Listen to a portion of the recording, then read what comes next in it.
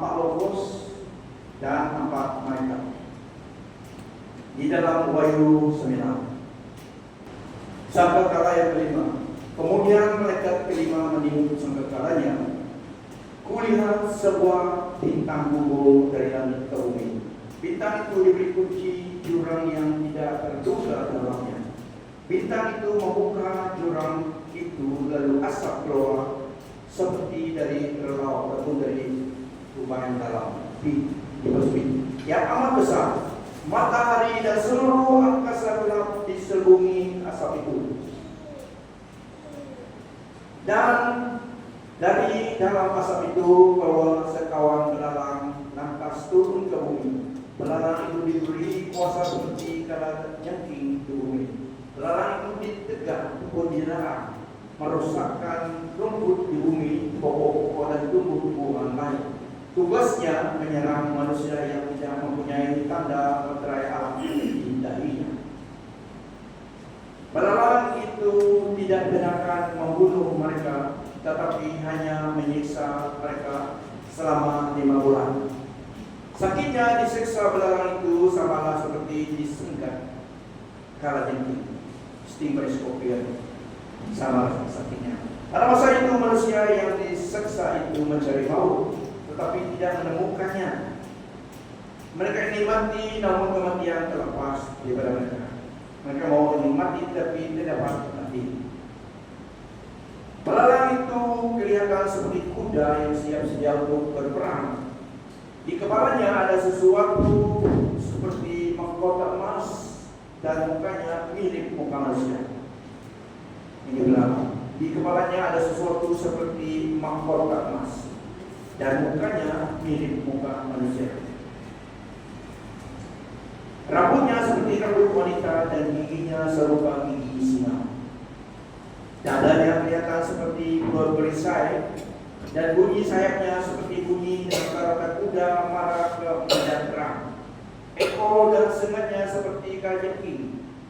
Dengan ekornya yang bersengat, belalang itu mempunyai kuasa untuk menyiksa manusia selama 5 bulan. Raja kepada belalang itu ialah malaikat yang menjaga ruang yang tidak terduga dalamnya. Namanya Abaddon dalam bahasa Ibrani dan Apollyon bermakna pemusnah dalam bahasa Yunani. Bencana pertama telah berlalu, 2 bencana lagi akan menyusul. Kemudian malaikat ke-6 meniup sangkakalanya. Aku mendengar suara dari tempat tanduk mazbah emas di hadapan Allah. Suara itu berkata kepada malaikat ke-6 yang memegang sangkakala itu, lepaskanlah 4 malaikat yang terikat di sungai yang besar itu, yang besar yaitu sungai Efrat itu. Kapan 4 malaikat itu pun dilepaskan. Mereka telah disediakan khas untuk membunuh sepertiga umat manusia pada jam, hari, bulan, dan tahun itu.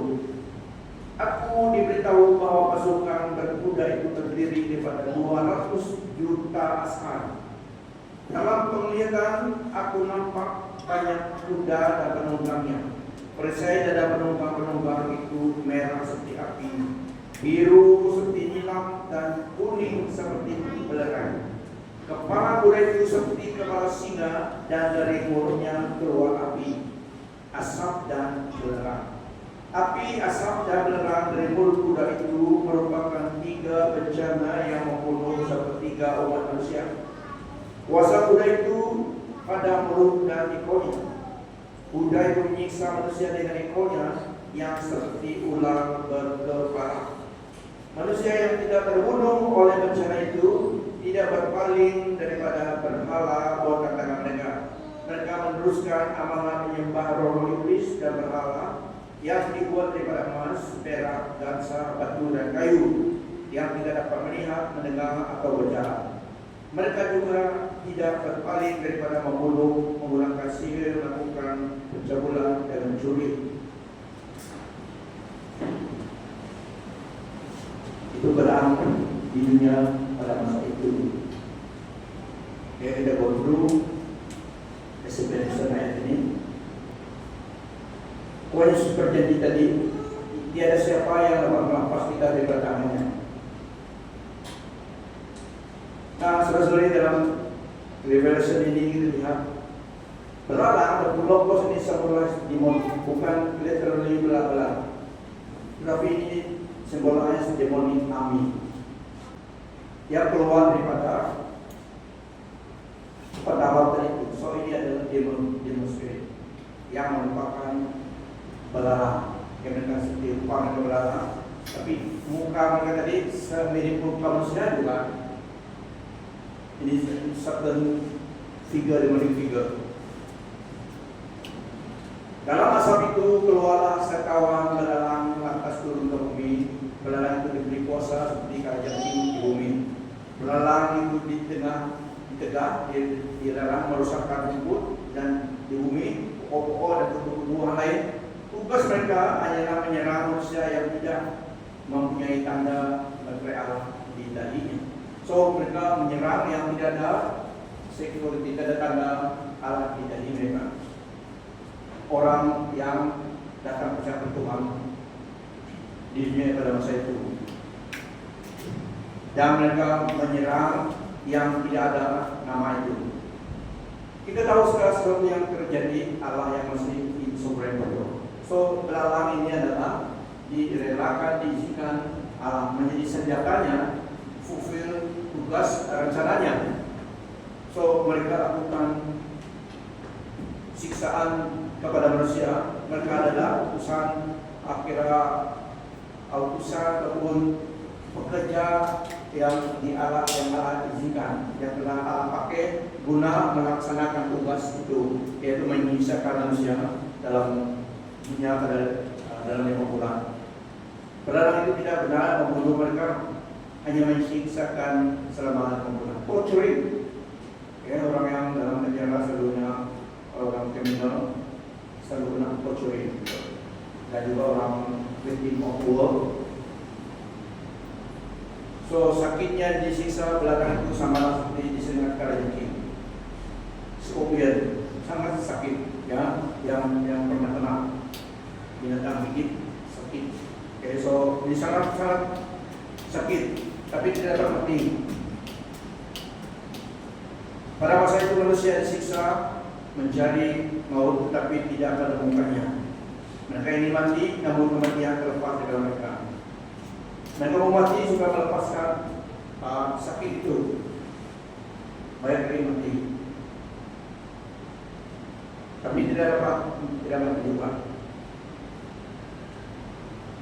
So ini adalah belalang yang adalah demonic spirit, bukan spirit saja, yang datang seperti belalang, tapi mereka adalah agent of disruption yang Allah gunakan untuk menyisihkan manusia dalam yang bulan itu. Mereka adalah belalang, tapi roh pembunuh adalah mereka. Supernatural belalang, bukan seperti belalang yang biasa-biasa ini, yang digunakan untuk menyiksakan manusia di dunia ini selama 5 bulan. Dan yang sebenarnya adalah 4 malaikat. Ada 4 malaikat yang masih diikat di Sungai Efrat. Literally ada Sungai Efrat. Efrat itu kan memang ada di dalam Middle East sana, Euphrates River. Tapi mereka ini diikat di sana, di sungai sana. Tapi di dalam roh, memang ada di situ. Mereka ini memang terlalu jahat dan diikat di situ oleh Tuhan. Sehingga pada masa ini, the purpose bagi mereka adalah rilis mereka supaya datang membunuh. So dilepaskan pada masa ini. Karena ini suara itu berkata kepada malaikat ke-6 yang memegang sakrakala itu, lepaskanlah 4 malaikat yang terikat di sungai yang besar, yaitu Sungai Efrat itu. So 4. Suara ini tidak seperti saya berubah dengan suara yang suara yang mengutus penyuruh mereka lepaskan itu. Release the voyager from the river Euphrates, release them. Itu the job. Itu memang itu yang command, saya command.